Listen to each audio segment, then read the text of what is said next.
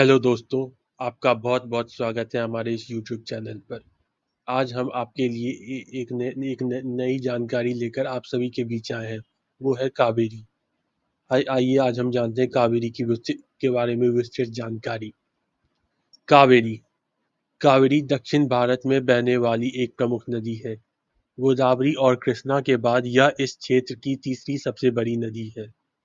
Kaveri basin का जल ग्रहण क्षेत्र अनुमानित रूप से 81,155 वर्ग किलोमीटर है और इसमें तमिलनाडु, कर्नाटक, केरल और केंद्र शासित प्रदेश पुडुचेरी शामिल है। यह नदी पश्चिमी घाट के ब्रह्मगिरी पर्वतमाला में ताल कावेरी से निकलती है। इसका उद्गम कर्नाटक के कोडागु जिले में 1,341 मीटर की ऊंचाई पर स्थित है। तमिलनाडु में प्रवेश करने से पहले यह नदी कर्नाटक के दक्कन के पठार से होकर लगभग 320 किलोमीटर मील में कहें तो 200 मील तक बहती है। तमिलनाडु के मयिलादुथुराई जिले में पंपुहार के पास बंगाल की खाड़ी में गिरने से पहले यह तमिलनाडु में पूर्व की ओर 416 किलोमीटर तक बहती है। यह नदी लगभग 800 किलोमीटर की कुल लंबाई तक बहती है। इसकी प्रमुख सहायक नदियों में अमरावती, अर्कावती, भवानी, हरंगी, हेमावती, काबनी, लक्ष्मण तीर्थ, शिमशा और नोएला शामिल है। इस नदी पर कई बांध हैं जो एक व्यापक सिंचाई प्रणाली का हिस्सा है और इनका उपयोग जल विद्युत उत्पादन के लिए किया जाता है। यह नदी सदियों से कृषि को सहारा देती रही है और अतीत में कई राज्यों की जीवन रेखा रही है। नदी के पीने के पानी तक पहुंच दशकों से कर्नाटक और तमिलनाडु राज्यों के बीच विवाद का कारण रही है। कावेरी बेसिन एक घनी आबादी वाला क्षेत्र है जिसके किनारे कई कस्बे और शहर बसे हैं। दक्षिण भारत के लोग इस नदी को पवित्र मानते हैं और इसे भारत की 7 पवित्र नदियों में से एक माना जाता है। इस नदी को अक्सर देवी कावेरी के रूप में मानवीकृत और पूजा जाता है। इस नदी का उल्लेख महाभारत और पुराणों सहित विभिन्न हिंदू धार्मिक ग्रंथों में मिलता है। प्राचीन तमिल साहित्य में इस नदी को पोन्नी कहा गया है जिसका अर्थ है स्वर्णिम। अब चलिए ये कावेरी नदी के सब साधन पर बात करते हैं। महाभारत और पुराणों सहित विभिन्न हिंदू धार्मिक ग्रंथों में कावेरी का उल्लेख संस्कृत में एक पवित्र नदी के रूप में किया गया है। इस नाम की व्युत्पत्ति अलग-अलग रही होगी। स्कंद पुराण के अनुसार गणेश द्वारा कौवे का रूप धारण करने और ऋषि अगस्त्य के कमंडल को गिराने के बाद यह नदी उत्पन्न हुई थी। नदी ने तब अपना नाम तमिल भाषा के शब्दों का जिसका अर्थ है कौवा और वीरी जिसका शाब्दिक अर्थ है कौवे द्वारा फैलाया गया से लिया है। इसका अर्थ चौड़े किनारों वाली नदी भी हो सकता है क्योंकि वीरी का अनुवाद विस्तृत फैलाव के रूप में भी किया जा सकता है। नदी की व्युत्पत्ति कावेरी से भी ली गई होगी होगी जो संकेती लोगों द्वारा जाने वाली भाषा से लिया गया नदी शब्द है जो इस जल के किनारे रहते हैं। कावेरी मूल नाम का अंग्रेजीकृत रूप है। इस नदी को अन्य नामों से भी जाना जाता है। प्राचीन तमिल साहित्य में नदी को पोन्नी कहा जाता था जिसका अर्थ है सुनहरा, जो इसके द्वारा जमा की गई महीन गाद के संदर्भ में था। इसे दक्षिणा गंगा के रूप में जाना जाता है जिसका अर्थ है दक्षिण की गंगा, जो इसकी भौगोलिक स्थिति और इसके महत्व को दर्शाता है। इसे महाभारत और अन्य साहित्य में अर्धगंगा के रूप में भी उल्लेख किया गया है जिसका अर्थ है आदि गंगा, क्योंकि इसकी गंगा से उत्पन्न होने की कथा पौराणिक कथा है। मरुद्वृथा इस नदी का एक और परिकल्पित नाम है जिसका संस्कृत में अर्थ है मरुतों की प्रिय। चलिए अब हम इसकी अवधि पर चलते हैं कि ये कहाँ से कहाँ तक बहती है। कावेरी नदी कर्नाटक के कोडागु जिले के ताल कावेरी में उत्पन्न होती है। नदी के 7 पश्चिमी घाटों में ब्रह्मगिरी पहाड़ियों में 1,341 मीटर की ऊंचाई पर स्थित है। यह चट्टानी विस्तरों और ऊंचे किनारों से युक्त एक ऊबड़-खाबड़ ऊपरी मार्ग का अनुसरण करती है। एक बार जब यह कोडागु पहाड़ियों को छोड़ देती है तो यह पूर्व की ओर बहती है और रैपिड्स और झरनों की एक श्रृंखला बनाती है। यह दक्कन के पठारों पर एक संकरी घाटी से होकर बहती है और चुन-चुन कट्टे झरनों पर लगभग 18 से 24 मीटर नीचे गिरती है। नदी श्रीरंगपट्टनम द्वीप बनाती है और दक्षिण-पूर्व की ओर बहने से पहले 900 से 1200 फीट तक चौड़ी हो जाती है। शिवन समुद्र द्वीप बनाने के बाद नदी मेकेदातु घाटी से होकर गुजरती है। कर्नाटक में 320 किलोमीटर बहने के बाद नदी कर्नाटक तमिलनाडु सीमा पर लगभग 64 किलोमीटर पर बहती है। नदी नदी तमिलनाडु में प्रवेश करती है और होगे नक्कल जलप्रपात बनाती है। जलप्रपात के बाद नदी दक्षिण की ओर मिट्टूर बांध की ओर बहती है और पुडुचेराई में अपनी दाहिनी सहायक नदी भवानी से मिलती है। नदी इरोड और करूर से होकर पूर्व की ओर बहती है और तिरुचिरापल्ली जिले में प्रवेश करने से पहले और चौड़ी हो जाती है। यह दो शाखाओं में विभाजित हो जाती है, जिसके उत्तरी भाग को कोल्लिदम नदी और दक्षिणी भाग को कावेरी नदी कहा जाता है। 16 किलोमीटर 16 किलोमीटर बहने के बाद दोनों शाखाएं श्रीरंगम द्वीप के आसपास मिल जाती है। मयिलादुथुराई जिले में पंपुहार के पास बंगाल की खाड़ी में गिरने से पहले नदी 36 अलग-अलग चैनलों में विभाजित हो जाती है। नदी तमिलनाडु में लगभग 416 किलोमीटर और कुल लंबाई लगभग 800 किलोमीटर तक बहती है। अब इसके की सहायक नदियों की बात करते हैं। कावेरी नदी की 21 प्रमुख सहायक नदियां हैं। सबसे बड़ी सहायक नदियां हेमावती और लक्ष्मण तीर्थ कृष्णराज सागर में नदी में मिलती हैं। काबनी और कावेरी के प्रवाह में एक और प्रमुख योगदानकर्ता है और कर्नाटक में नदी में मिलती है। यह अपनी दूसरी सबसे बड़ी सहायक नदी भवानी से पुडुचेराई में भवानी में मिलती है और दो अन्य सहायक नदियां नोएला और अमरावती तमिलनाडु में आगे चलकर इसमें मिलती हैं। कावेरी की अन्य सहायक नदियों में सिमसा, अकरावती, सरबंगा या तिरुमुनीतुराई शामिल है। चलिए अब इसके भूविज्ञान और परिस्थिति की जानकारी देते हैं। कावेरी बेसिन का निर्माण जुरासिक काल के अंत से लेकर क्रेटेशियस काल के आरंभिक काल में गोंडवाना अपवाह और हिंद महासागर के खुलने के दौरान हुआ था। बेसिन का अधिकांश भाग प्री कैम्ब्रियन चट्टानों से बना है और यहाँ पाए जाने वाले दो प्रमुख प्रकार के शैल रूपांतरित और आग्नेयी हैं। कावेरी बेसिन के ऊपर भागों में क्लोजपेट ग्रेनाइट पाया जाता है और चार्नोकाइट चट्टान केवल मध्य भाग में पाई जाती है। 2017 के एक शोध पत्र में प्रस्तावित किया गया था कि कावेरी नदी के आसपास एक प्रभाव संरचना मौजूद थी। नदी बेसिन के आकार के कारण अपवाह जल्दी से नहीं बह पाता, जिससे बाढ़ की संभावना सीमित हो जाती है। यह एक बारहमासी नदी है जो मुख्यतः मानसून द्वारा पोषित होती है। बेसिन में 4 अलग-अलग मौसम होते हैं, जिनमें गर्म और ठंड मौसम मानसून के मौसम के बीच में होते हैं।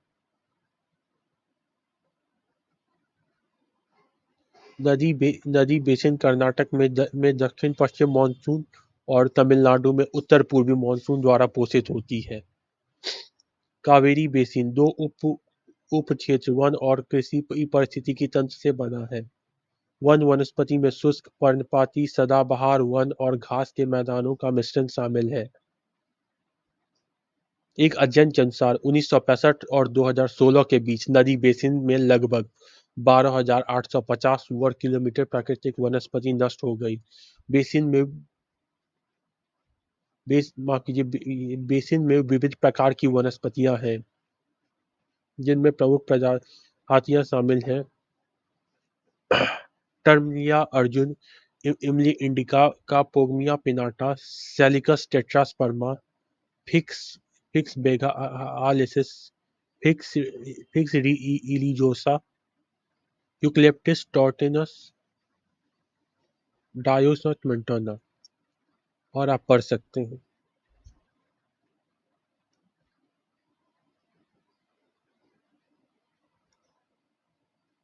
नदी बेसिन में कई संरक्षित क्षेत्र फैले हुए हैं, जिनमें बाघ और हाथियों के महत्वपूर्ण आवास शामिल हैं। यह बेसिन गौर, तेंदुआ, सुस्त भालू, बंगाल टाइगर, भारतीय हाथी, नीलगिरी तहत, भूरे रंग की विशाल गिलहरी और हिरन, जंगली सुअर और सरीसृपों की विभिन्न प्रजातियों जैसी कई जो माफ कीजिए कई पशु प्रजातियों का आवास प्रदान करता है। नदी में विभिन्न प्रकार के पक्षी भी पाए जाते हैं, जिनमें चितचित, सारस, धब्बेदार धब्बेदार पेलिकन और काले सिर वाला आइबिस शामिल है। यहाँ मगरमच्छ, चिकने वाला ऊदबिलाव और कुबर वाला महासीर का भी घर है। आइए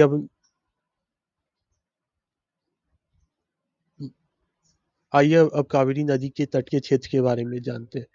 बेसिन का कुल जल ग्रहण क्षेत्र 81,155 वर्ग किलोमीटर मील में कहे तो 31,334 वर्ग मील है, और नदी के का तटवर्तीय क्षेत्र तमिलनाडु में 43,856 वर्ग किलोमीटर वर्ग मील में कहे तो 16,933 वर्ग मील, कर्नाटक में 34,273 वर्ग किलोमीटर मील में कहे तो 13,233 वर्ग मील, केरल में 2,866 वर्ग किलोमीटर और मील में कहें तो 1,107 वर्ग मील,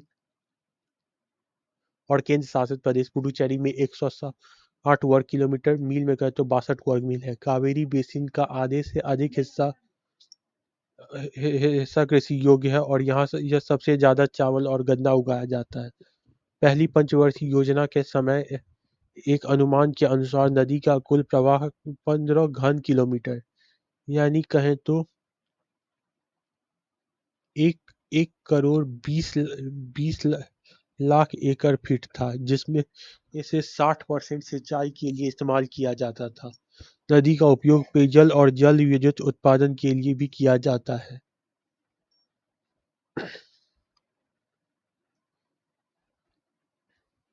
ग्रैंड एनीकट का निर्माण चोल राजा ने दूसरी शताब्दी ईस्वी में करवाया था। 1902 में शिवना समुद्र जल प्रपात पर निर्मित जल विद्युत संयंत्र एशिया का सबसे पहला जल विद्युत संयंत्र था। तमिलनाडु में मेट्टूर बांध का निर्माण 1934 में किया गया था, और बांध द्वारा निर्मित स्टेनली जलाशय की क्षमता 93.4 टीएमसी फीट है। कर्नाटक में कृष्णराज सागर नदी पर दूसरा सबसे बड़ा बांध है, और इसकी क्षमता 49.5 टीएमसी फीट है। तमिलनाडु में भवानी नदी पर भवानी सागर बांध 32.2 टीएमसी फीट है। हेमावती नदी पर घोड़ूर बांध 37.1 टीएमसी फीट है। कावनी नदी पर कावनी बांध 18.5 टीएमसी फीट है, और कर्नाटक में हरंगी नदी पर हरंगी बांध 9.5 टीएमसी फीट कावेरी की सहायक नदियों पर बने हुए प्रमुख बांध हैं। अब चलते हैं कावेरी नदी से जुड़े जल विवादों के बारे में हम जानते हैं।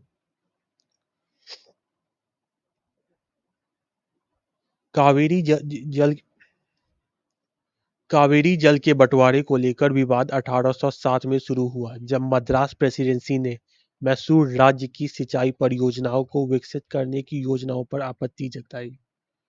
प्रारंभिक चर्चा विफल होने के बाद ब्रिटिश राज ने हस्तक्षेप किया, और 1892 के सामान्य समझौते नामक 6 नियम हम समझौते पर हस्ताक्षर किए गए। भारतीय स्वतंत्रता के बाद भारत के संविधान के अनुच्छेद 262 ने भारत सरकार को जल बंटवारे पर अंतर्राज्यीय विवादों पर फैसला सुनाने की शक्तियां प्रदान की। भारत सरकार ने नदी के किनारे के राज्यों और नदी बेसिन के क्षेत्रों के बीच जल विवाद को सुलझाने के लिए 2 जून 1990 को कावेरी जल विवाद न्यायाधिकरण (CWDT) का गठन किया। जून 1991 में पारित एक आदेश में CWDT ने कर्नाटक को एक विशिष्ट कार्यक्रम के आधार पर तमिलनाडु को प्रतिवर्ष 205 टीएमसी फीट पानी छोड़ने का निर्देश दिया। तमिलनाडु को पुडुचेरी को 6 टीएमसी फीट पानी उपलब्ध कराने का निर्देश दिया गया। जुलाई 1991 में भारत के राष्ट्रपति ने भारत के सर्वोच्च न्यायालय से संविधान के तहत न्यायाधिकरण की वैधता और वैधानिकता पर निर्णय देने का अनुरोध किया। नवंबर 1991 में सर्वोच्च न्यायालय ने कहा कि केंद्र सरकार द्वारा इस आदेश को आधिकारिक राज्यपत्र में प्रकाशित किया जाना चाहिए, जो 1 दिसंबर 1991 को प्रकाशित किया गया। मई 1992 में तमिलनाडु सरकार ने सर्वोच्च न्यायालय में एक मामला दायर कर भारत सरकार को न्यायाधिकरण के आदेश के प्रावधानों को क्रियान्वयन को सुनिश्चित करने के लिए आवश्यक आदेश पारित करने का निर्देश देने का अनुरोध किया। अप्रैल 1997 में भारत के महान्यायवादी ने पलटवार करते हुए कहा कि केंद्र सरकार ने न्यायाधिकरण के फैसले के क्रियान्वयन के लिए अंतर्राज्यीय जल विवाद अधिनियम 1956 के तहत एक योजना तैयार की है और कावेरी जल प्राधिकरण यानी कि सीआरए और कावेरी निगरानी समिति कावेरी निगरानी समिति का गठन कावेरी जल 1991 के अंतरिम आदेशों और उसके बाद के सभी न्यायाधिकरण आदेशों का क्रियान्वयन योजना 1998 के एक भाग के रूप में किया गया था। सीआरए का नेतृत्व भारत के प्रधानमंत्री करते हैं और इसमें तटवर्ती राज्यों के मुख्यमंत्री इसके घटक सदस्य होते हैं। 16 फरवरी 2018 को सर्वोच्च न्यायालय ने फैसला सुनाया कि कर्नाटक को 284.75 टीएमसी फीट, तमिलनाडु को 404.25 टीएमसी फीट, केरल को 30 टीएमसी फीट और पुडुचेरी को 60 टीएमसी फीट पानी मिलेगा। अतिरिक्त 10 टीएमसी फीट पर्यावरण संरक्षण के लिए और 4 टीएमसी फीट समुद्र में अपशिष्ट के लिए आरक्षित किया गया था। अदालत ने इन्हें सरकार को 6 सप्ताह के भीतर कावेरी जल प्रबंधन प्राधिकरण बनाने का निर्देश दिया और सुप्रीम कोर्ट के निर्देश पर कार्रवाई करते हुए केंद्र सरकार ने जून 2018 में CAMWUA का गठन किया। धन्यवाद।